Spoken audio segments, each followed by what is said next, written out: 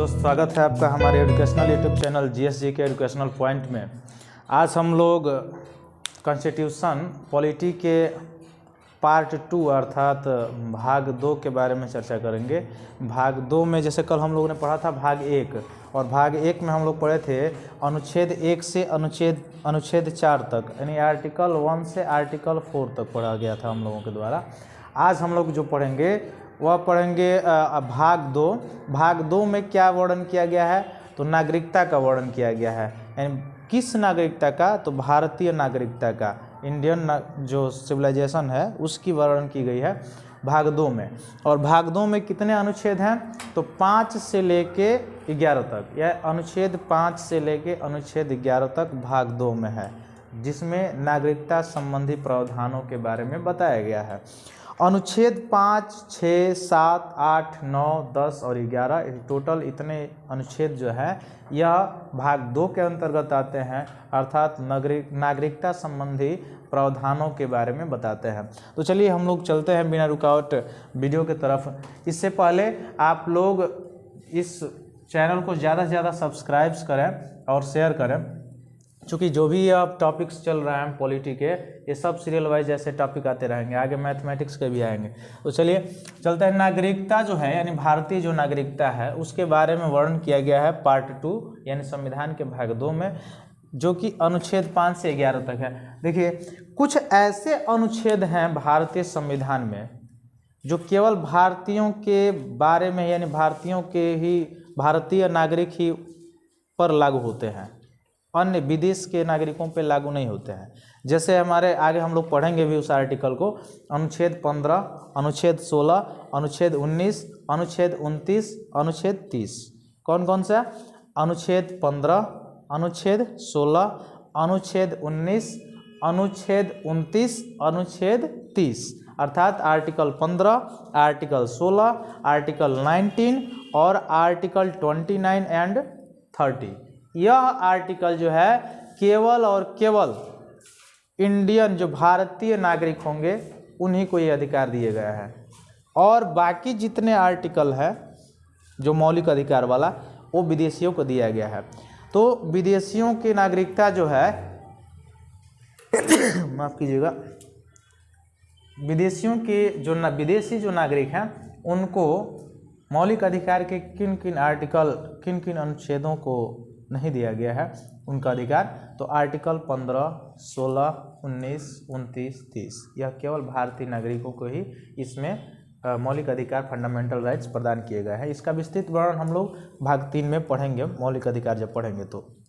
उसके अलावा भी भारत में कुछ ऐसे चुनाव पद्धतियाँ हैं या ऐसे उच्च पद हो गए, जैसे सुप्रीम कोर्ट का, सर्वोच्च न्यायालय के मुख्य न्यायाधीश, राष्ट्रपति, उपराष्ट्रपति या प्रधानमंत्री, इन सब का जो चुनाव होता है या इन सब के पद पर जो व्यक्ति होगा वह व्यक्ति केवल भारतीय नागरिक ही होना चाहिए, भारत का नागरिक होगा वही बैठ सकता है। विदेशी नागरिकों को अधिकार नहीं दिया गया कि भारत के राष्ट्रपति का चुनाव लड़ सकते हैं या उपराष्ट्रपति का चुनाव, वो लोग नहीं लड़ सकते हैं। भारत में आके भारत के नागरिक ही केवल भारत के राष्ट्रपति के चुनाव में, उपराष्ट्रपति के चुनाव में, प्रधानमंत्री, लोकसभा, राज्यसभा के चुनाव में जो है आ सकते हैं, अन्य नहीं आ सकते। विदेशी नागरिकों को प्रावधान नहीं दिया गया। इसका विस्तृत वर्णन हम लोग आगे जिस सीरियल वाइज पढ़ रहे हैं तो पढ़ेंगे उसमें कि राष्ट्रपति की योग्यता क्या होती है, उपराष्ट्रपति की योग्यता क्या होती है। लेकिन जो राष्ट्रपति है, उपराष्ट्रपति है या प्रधानमंत्री है, ये सभी पदों को, या सर्वोच्च न्यायालय के न्यायाधीश जो हैं, CJI हैं, इन सब को केवल भारत के नागरिक होंगे तभी इनको ये पद दिया गया, अन्य नागरिकों को ये पद नहीं प्रदान किए गए हैं भारतीय नागरिकता के अनुसार।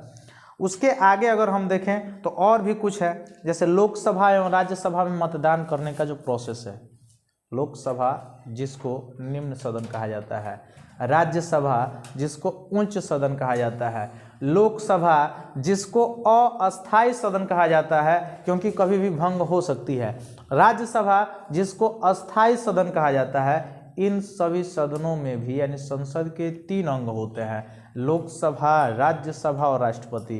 इन तीनों जगह विदेशी नागरिकों को अधिकार नहीं दिए गए हैं, केवल और केवल भारतीय नागरिकों को ही अधिकार दिए गए हैं। अनुच्छेद 5 में क्या बताया गया है, तो संविधान के प्रारंभ होने पर नागरिकता, यानी संविधान जब लागू हुआ, हम सभी को पता है कि संविधान पर सिग्नेचर अंतिम रूप से हस्ताक्षर जो है वह 26 नवंबर सन 1949 को किया गया, लेकिन पूर्ण रूप से संविधान लागू हुआ 26 जनवरी सन 1950 को। तो 26 जनवरी 1950 से कौन कौन लोग भारत के नागरिक हो गए उनके बारे में वर्णन अनुच्छेद 5 में किया गया है। यानी कौन कौन हो गए, तो 26 जनवरी 1950 को वह व्यक्ति नागरिक बन गया जिसके माता पिता कभी भारत में जन्म उनका हुआ था, जिनके माता पिता का जन्म भारत में हुआ था, वे लोग हो सकते हैं। अथवा ऐसे व्यक्ति जिनका जन्म हुआ है भारत में, अभी जिनका जन्म भारत में हुआ है और भारत का अंग व राज्य बन गया है, तो वो नागरिक बन गए होंगे उस समय 26 जनवरी 1950 को। और तीसरा जो पॉइंट है वह ऐसे आदिवासी जो गणतंत्र होने से पहले, यानी संविधान लागू होने से पहले, कम से कम 5 वर्ष पहले, जब संविधान लागू हुआ अर्थात 26 जनवरी 1950 से 5 वर्ष पहले अगर भारत के नागरिक भारत में निवास कर रहे हों 5 वर्ष पहले से, तो वह अस्थायी रूप से भारत के नागरिक माने जाएंगे। ये अनुच्छेद 5 में दिखा गया है। यानी अनुच्छेद 5 के अनुसार जब संविधान लागू हुआ उस समय कौन कौन व्यक्ति भारत के नागरिक माने जाएंगे उसके बारे में प्रावधान किया गया है। माने हाँ, कौन कौन व्यक्ति भारत के नागरिक होंगे। जैसे कुछ क्षेत्र हो गए, जैसे आप लोगों को पता है जूनागढ़ जो है मिलाया गया भारत में, फिर से हैदराबाद भी भारत में मिलाया गया। तो भारत में जब विलीन हुआ तो उसके नागरिक कैसे भारत के नागरिक हो गए, उस सब का प्रावधान जो है किस में किया गया, अनुच्छेद 5 में किए गए हैं। इसकी चर्चा अनुच्छेद 5 में की गई है। उसके बाद से अनुच्छेद 6 है। अनुच्छेद 6 में क्या कहा गया है, तो अनुच्छेद 6 बताता है कि पाकिस्तान के भारत को प्रयोजन करने वालों के लिए है। अनुच्छेद 6 किसके लिए है, ऐसे व्यक्ति जो पाकिस्तान से भारत आए हैं और वो नागरिकता प्रदान, उनको अगर नागरिकता प्रदान करनी हो तो उनके लिए प्रावधान किस में है, अनुच्छेद 6 में है। यानी अनुच्छेद 6 में आपको ये बताया गया है, अनुच्छेद 6 में कि 19 जुलाई 1948 के बाद ऐसे व्यक्ति जो 19 जुलाई 1948 के बाद भारत में आए हैं और भारत के नागरिकता प्राप्त करना चाहते हैं, तो पंजीकरण के द्वारा वह अपना नागरिकता प्राप्त कर सकते हैं। लेकिन कम से कम 6 माह तक, पंजीकरण करने के समय 6 माह तक उनको भारत में निवास करना होगा। यानी 6 माह तक अगर वो निवास किए हैं भारत में तो ऑलरेडी उनका पंजीकरण हो जाएगा, उनको भारत की नागरिकता प्रदान कर दी जाएगी। यह किस में कहा गया है, अनुच्छेद 6 में कहा गया। अनुच्छेद 6 में इसका वर्णन अर्थात 19 जुलाई 1948 को या 19 जुलाई 1948 के बाद जो व्यक्ति भारत में आए उनको अगर नागरिकता देनी हो तो उस समय 19 जुलाई 1948 के उस समय 6 माह तक अगर वह भारत में निवास उनका है तो उनको पंजीकरण के द्वारा वो नागरिकता को प्राप्त कर सकते हैं, उनको दे दी जा सकती है। यह किस में वर्णन किया गया है इसका, अनुच्छेद 6 में। अर्थात अनुच्छेद 6 किसके लिए है, हमारे देश के नागरिक नहीं, उस देश के नागरिक के लिए है, माने पाकिस्तान देश के नागरिकों के लिए है जो वहाँ से 19 जुलाई 1948 को अथवा उसके बाद 19 जुलाई 1948 अथवा 19 जुलाई 1948 के बाद भारत में प्रव्रजन किए, मतलब भारत में आए, इमिग्रेंट हुए। तो भारत में वहाँ से जब आए और उनको नागरिकता दी गई, कैसे दी जाएगी, किस तरह से दी जाएगी, पंजीकरण के द्वारा दी जाएगी, 6 माह तक निवास होना चाहिए। तो उस सब की चर्चा किस में की गई है, अनुच्छेद 6 में की गई है, आर्टिकल 6 में। अर्थात आर्टिकल 6 जो है वह पाकिस्तान के नागरिकों के लिए है जो भारत में आके निवास स्थल बना लिए हैं 19 जुलाई 1948 को या उसके बाद। ठीक है, 19 जुलाई 1948 या उसके बाद आए हों, लेकिन 6 माह तक पंजीकरण रजिस्टर कराना पड़ेगा और 6 माह तक रहना पड़ेगा। ठीक है, तब जाके चल आर्टिकल 7। उसके बाद हम लोग देखें आर्टिकल 7 अनुच्छेद 7। अनुच्छेद 7 में मतलब ऐसा व्यक्ति जो भारत छोड़ के पाकिस्तान चला गया हो, कब की बात, 1 मार्च 1947 को। जो भारत से भाग गया हो, पाकिस्तान जाके बस गया हो, अब पुनः जब वहाँ पर प्रताड़ित किया जा रहा हो और तब यहाँ पे आना चाह रहा हो, तो उस समय वह क्या कराएगा, भारत सरकार के पास रजिस्टर्ड कराएगा, पंजीकरण कराएगा, और 6 माह तक अगर निवास कर रहा हो 6 माह से, और तब पंजीकरण कराता है, तब उसको ऑटोमेटिकली नागरिकता दे दी जाएगी। लेकिन इसमें यह भी प्रावधान है कि जो व्यक्ति 1 मार्च 1947 के पश्चात भारत छोड़कर चले गए, उनकी नागरिकता ऑटोमेटिकली निरस्त हो गई, समाप्त हो गई भारत से, ठीक है। लेकिन वो अगर दोबारा आना चाहते हैं भारत में, तो उनको 6 माह तक निवास करना होगा। मैंने उस समय, जिस समय संविधान बना था उस समय की बात की जा रही है। 6 माह तक वो निवास पंजीकरण कराने के बाद, 6 महीने के बाद रहने के बाद पंजीकरण कराए, और पंजीकरण कराने के बाद तब उनको यहाँ की नागरिकता दे दी जाएगी, प्रदान कर दी जाएगी। अब देखिए, नागरिकता 2 तरह, अपने वहाँ जो नागरिकता दी जाती है, एकल नागरिकता दी जाती है। पूरे देश में एक ही नागरिकता है, मतलब भारत का जो नागरिकता है वही 28 राज्य और 8 केंद्र शासित प्रदेशों का है। लेकिन वही अमेरिका चले जाइए आप, अलग राज्यों में अलग नागरिकता है। एक तो राज्य की नागरिकता है और एक संघ या अर्थात केंद्र की नागरिकता है। लेकिन अपने वहाँ जो भारत का नागरिकता है वह एकल नागरिकता है। और पूछा जाता है कि एकल नागरिकता किस देश के संविधान से लिया गया है हमारे संविधान में, तो ब्रिटेन के संविधान से। कहाँ से लिया गया है? ब्रिटेन के संविधान से। ब्रिटेन के संविधान से एकल नागरिकता ली गई है। मैं टॉपिक वाइज बताता भी गया हूँ, जैसे संविधान संशोधन में मैं बताया था कि साउथ अफ्रीका से लिया गया है, दक्षिण अफ्रीका से, वैसे ही एकल नागरिकता कहाँ के संविधान से ली गई है? ब्रिटेन के संविधान से। ब्रिटेन के संविधान से ली गई है, अर्थात भारत का जो नागरिकता होगा वही 28 राज्य और 8 केंद्र शासित प्रदेशों की भी नागरिकता होगी। तो अनुच्छेद 7 में चर्चा किया गया है कि जो भारत से पाकिस्तान को चले गए 1 मार्च 1947 को, उनके बारे में चर्चा की गई है कि उनकी नागरिकता स्वतः ही समाप्त हो गई। लेकिन वो अगर दोबारा चाहते हो कि वो भारत में नागरिक उस समय की हम बन जाए, तो वो 6 माह तक निवास करने के बाद पंजीकरण करा के नागरिकता प्राप्त कर सकते हैं। आर्टिकल किसके तहत? 7 के तहत, आर्टिकल 7 के तहत, आर्टिकल 7 के तहत करा सकते हैं। आगे चलते हैं हम लोग अनुच्छेद 8। अनुच्छेद 8 क्या बताता है कि ऐसे व्यक्ति जिनके माता पिता अथवा दादा दादी या वे पहले भारत के नागरिक थे, या उनके दादा दादी या माता पिता भारत के नागरिक हैं और वो व्यक्ति किसी दूसरे देश में रहते हैं, तो उनको नागरिकता अगर लेनी हो तो उसके लिए संसद विधि बना के, एक कानून बना के बनाई है, जो बाहर के लोगों को नागरिकता दिया जाता है, उस तहत से उनको नागरिकता दे दी जाएगी। चूँकि उनके घर के लोग पहले से भारत में रहते हैं, इसलिए उनको नागरिकता दे दी जाएगी। यानी ऐसे व्यक्ति जिनके दादा दादी अथवा माता पिता भारत में रहते हों, वो बाहर रहते हों, उनको भारत की नागरिकता दी जा सकती है। किस अनुच्छेद में? अनुच्छेद 8 में वर्णन किया गया। अब अनुच्छेद 7 वाला वो वाला बात नहीं है कि एक बार दे दिया गया नागरिकता, फिर जाइए, फिर आइए, फिर जाइए, फिर आइए। इतना आसान नहीं है कि जाइए फिर आइए या फिर आप नागरिकता ले लेंगे फिर चले जाएंगे, नहीं मिलेगा ऐसे। आप वही वाला काम नहीं कर सकते हैं। अनुच्छेद 9, आर्टिकल 9 क्या कहता है? यह बताता है कि वह व्यक्ति भारत का नागरिक नहीं होगा, जो भारत का नागरिक नहीं माना जाएगा, जो स्वेच्छा से भारत की नागरिकता को त्याग दिया हो। ऐसा व्यक्ति भारत का नागरिक नहीं समझा जाएगा या भारत की नागरिकता उसको नहीं दी जाएगी, जो अपने स्वेच्छा से भारत की नागरिकता को क्या कर दिया गया हो, उसके द्वारा समाप्त कर दी गई हो या उसके द्वारा भारत की नागरिकता त्याग दी गई हो। अनुच्छेद 9 में वर्णन किया गया है।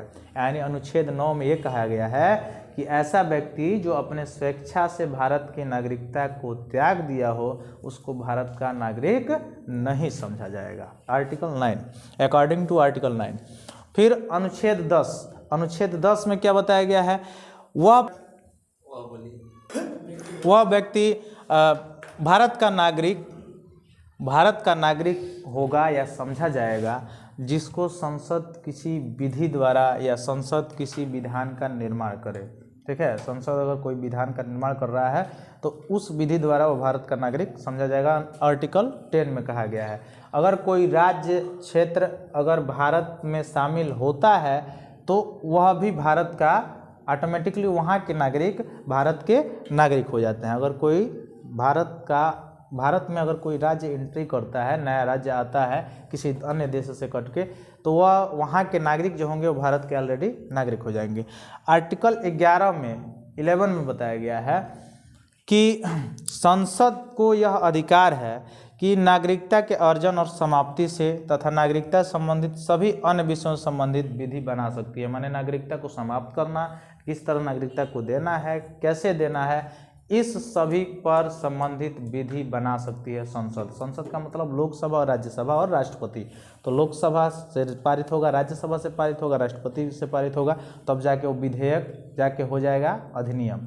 यानी जब तक राष्ट्रपति का सिग्नेचर नहीं होता है तब तक वो विधेयक रहता है, बिल रहता है। जब राष्ट्रपति उस पर सिग्नेचर कर लेते हैं तो वो एक्ट हो जाता है, धारा हो जाता है, माने अधिनियम हो जाता है, अधिनियम की तरह कार्य करता है। एक दो पॉइंट और हम लोग देखेंगे। भारत में नागरिकता किस किस तरह से लिया जा सकता है। तो पहला, भारत में नागरिकता लेने का जो शर्त है वो हम लोग ले सकते हैं जन्म से नागरिक। ऐसा व्यक्ति जो जन्म से नागरिक हो भारत का, उसको ऑटोमेटिकली नागरिकता दे दी जाती है, मिल जाता है। दूसरा, वंशानुगत मतलब जिसके माता पिता दादा दादी वो सब अगर रहते हों भारत में तो उनको भी ऑलरेडी भारत की नागरिकता दे दी जाती है।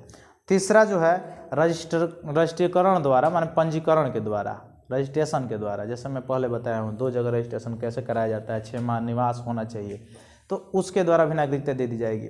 उसके बाद से देशीकरण के द्वारा भी दे दी जाती है। विदेशी अगर हो और भारत सरकार से आवेदन किया हो कि हमको यहाँ का नागरिकता बनना है तो यहाँ पे रहेगा 5 वर्ष, उसको नागरिकता प्रदान कर दी जाएगी। उसके बाद से भारत के क्षेत्र में, राज्य क्षेत्र में, भारत के संघ में जैसे 28 राज्य 8 केंद्र शासित प्रदेश हैं, अगर कोई नया राज्य मिलता है तो उसके नागरिक ऑटोमेटिकली भारत के नागरिक हो जाते हैं। ठीक है, उस तरह से नागरिकता प्रदान कर दी जाएगी। और नागरिकता का त्याग कैसे होगा, यानी नागरिकता कैसे खत्म की जा सकती है। तो भारत की नागरिकता 3 तरह से खत्म की जाती है। पहला, परित्याग के द्वारा। कोई व्यक्ति अगर स्वतः अपने स्वेच्छा से नागरिकता का त्याग करता है तो ऑटोमेटिकली उसकी नागरिकता समाप्त हो जाती है, भारत की नागरिकता समाप्त हो जाती है। दूसरा, पर्यवसान के द्वारा। पर्यवसान का मतलब होता है जब कोई भारतीय नागरिक स्वेच्छा से अन्य देश की नागरिकता को ग्रहण कर लिया हो तो यहाँ की नागरिकता ऑटोमेटिकली समाप्त हो जाती है। और तीसरा, ऐसा व्यक्ति जो कोई अपराध, देशद्रोह वाला कोई काम किया हो तो उसकी भी नागरिकता सीधे सीधे समाप्त की जा सकती है। ठीक है, ये चीज़ें हैं। अब देखिए, इस नागरिकता से संबंधित अभी तक कितने संविधान में संशोधन हुए हैं। तो संविधान में जो संशोधन हुए नागरिकता से संबंधित मुख्य रूप से 1955 में, उसके बाद से 1957 में, 1955, 1957, उसके बाद से 1960, 1985, 1986, 1992, 2003, 2003 के बाद से 2005, 2015 और अभी फ़िलहाल में 2019 में हुआ। 2019 में नागरिकता संशोधन अधिनियम, जिसका नाम था CAB, सिटीजन अमेंडमेंट बिल, और इसी को कहा जाता है CAA, सिटीजन अमेंडमेंट एक्ट 2019, नागरिकता संशोधन अधिनियम 2019 अथवा नागरिकता संशोधन बिल विधेयक 2019। यह पेश किया गया संसद में कब? 11 दिसंबर 2019 को। 11 दिसंबर 2019 को संसद में पेश किया गया इस नागरिकता को। 12 दिसंबर 2019 को राष्ट्रपति के द्वारा इस पे क्या कर दिया गया? राष्ट्रपति के द्वारा इसमें सहमति दे दिया गया, सिग्नेचर कर लिया गया। अर्थात 2019 CAA जो नागरिकता संशोधन अधिनियम आया था उसमें 11 दिसंबर 2019 को लोकसभा राज्यसभा में गया, 12 दिसंबर माने संसद में, और 12 दिसंबर 2019 को उसके अगले दिन राष्ट्रपति की मुहर लग गई। और इसमें क्या प्रावधान रखा गया? प्रावधान रखा गया कि हमारे ऐसे पड़ोसी देश जहाँ पे अल्पसंख्यक समुदाय के लोग हैं, जैसे अपना देश है, तो अपना देश में सबसे ज़्यादा संख्या अगर देखा जाए तो हिंदुओं की है, सबसे कम जो है वह सिख और थोड़े से मुस्लिमों की है, तो इसलिए मुस्लिम लोगों को अल्पसंख्यक कहा जाता है। लेकिन वही पाकिस्तान में चला जाए या मुस्लिम जो कंट्रीज है उसमें मुस्लिम लोगों की जनसंख्या ज़्यादा है, कुछ हिंदुओं की कम है, जैन धर्म के लोगों की कम है, या फिर से बौद्धिस्टों का कम है, या फिर से सिख लोगों के भी कम है, या फिर से अमेरिका में चले जाइए ईसाई ज़्यादा हैं, पादरी वहाँ ज़्यादा हैं, अन्य धर्म के लोगों की संख्या वहाँ कम है। तो जहाँ पे जनसंख्या कम होती है, जिस भी धर्म के लोगों की जनसंख्या कम होती है उसको अल्पसंख्यक कहा जाता है। तो यह जो CAA 2019 आया उसमें प्रावधान किया गया कि हमारे जो पड़ोसी देश हैं जैसे पाकिस्तान, अफगानिस्तान, श्रीलंका वगैरह, तो इस पड़ोसी देशों के अल्पसंख्यक समुदाय के लोग, अल्पसंख्यक समुदाय के लोगों में 6 धर्म के लोगों को बताया गया जो वहाँ के अल्पसंख्यक हैं। कौन कौन? हिंदू, ईसाई, पादरी, सिख, बौद्ध और जैन। 6 धर्म के लोग। 6 धर्म में कौन कौन लोग? हिंदू धर्म के लोग, ईसाई धर्म के लोग, पादरी, सिख, बौद्ध और जैन। फिर से देख लीजिए कौन कौन धर्म के लोग? हिंदू धर्म के लोग, सिख, ईसाई, पादरी, जैन और बौद्ध। इतने धर्मों के लोगों को बताया गया कि हमारे पड़ोसी देशों के जो अल्पसंख्यक समुदाय, अल्पसंख्यक धर्म के जो लोग हैं उनको भारत जो है, जो वहाँ से प्रताड़ित होकर उस देश से निकलना चाहते हैं, वहाँ पे प्रताड़ित होते हैं, इसलिए उस देश को छोड़ के भारत की नागरिकता पाना चाहते हैं, तो उनको भारत की नागरिकता दे दी जाएगी, बशर्ते वह 31 दिसंबर 2014 से पहले अगर भारत में आ गए हों, निवास कर रहे हों। तो अगर वे लोग 31 दिसंबर 2014 से पहले भारत में आके निवास कर रहे हों तो उनको भारत की नागरिकता प्रदान कर दी जाएगी। अल्पसंख्यक समुदाय के लोगों को, केवल 6 धर्म के लोगों को जो मैं बताया अभी। कहाँ कहाँ? अपने पड़ोसी देशों के जो आना चाहते हैं नागरिक, उनको दे दी जाएगी, जो प्रताड़ित होकर वहाँ से भग रहे हैं। पहले यह प्रावधान 11 वर्ष था कि कोई व्यक्ति 11 वर्ष रहेगा यहाँ पे तब उसको नागरिकता दी जाएगी। अब यह नहीं है, अब इसको घटा के 5 वर्ष कर दिया गया है कि अब जो व्यक्ति पाकिस्तान, अफगानिस्तान, बांग्लादेश से जो भी व्यक्ति, जो नागरिक भारत आना चाहता है, वहाँ के जो अल्पसंख्यक समुदाय है, जो अल्पसंख्यक समुदाय माने 6 धर्म के लोग, हिंदू, सिख, ईसाई, पादरी, जैन, बौद्ध, वहाँ के अल्पसंख्यक लोग अगर भारत आना चाहते हैं तो उनको मात्र 5 वर्ष तक भारत में निवास करना होगा। उसके बाद से रजिस्ट्री उनकी हो जाएगी, पंजीकरण हो जाएगी, पंजीकरण के द्वारा ऑटोमेटिकली वो भारत के नागरिक हो जाएंगे। अब इसमें यही है कि 31 दिसंबर 2014 से पहले जो नागरिक भारत आए थे, जो अल्पसंख्यक समुदाय के लोग थे, पड़ोसी मुल्कों से, पड़ोसी देशों से आए थे, वो स्वतः ही भारत के नागरिक समझे जाएंगे। यही था CAA 2019, जिस पर बहुत ज़्यादा बवाल हुआ था। कोई बवाल वाला पॉइंट नहीं है, समझने का फेर है बस, और कुछ नहीं है इसमें। यहाँ के लोगों की कुछ कहा ही नहीं गया है कि यहाँ से किसी को भगाया जाएगा। ऐसा हो ही नहीं सकता है, संविधान में कहीं लिखा ही नहीं गया है। लेकिन कुछ लोग जो कि पॉलिटिशियंस जो होते हैं, कुछ अपने वोट को लुभाने के लिए, कुछ दूसरे वोट के लुभाने के लिए बीच में जो जनता है लड़ता है, और कुछ नहीं है। ऐसा नहीं कि मोदी जी बहुत बढ़िया है, ऐसा नहीं कि बहुत ख़राब है, ऐसा राहुल गांधी खूब बढ़िया है, ऐसा नहीं कि बहुत ख़राब है। सब लोग वही है, सब, क्योंकि सब लोग पॉलिटिक्स चाहते हैं, सत्ता में आना चाहते हैं। बीच में जो पड़ता है वो जानता है। चलिए, उससे हम लोगों को कोई लेना देना नहीं, हम लोगों को अपने सिलेबस से मतलब है। और बिल्कुल ये चीज़ें आती हैं। अगला वीडियो में हम लोग भाग 3 मौलिक अधिकार को पढ़ेंगे। आप लोग ज़्यादा से ज़्यादा इसको सब्सक्राइब करें और लाइक करें। बहुत बहुत धन्यवाद।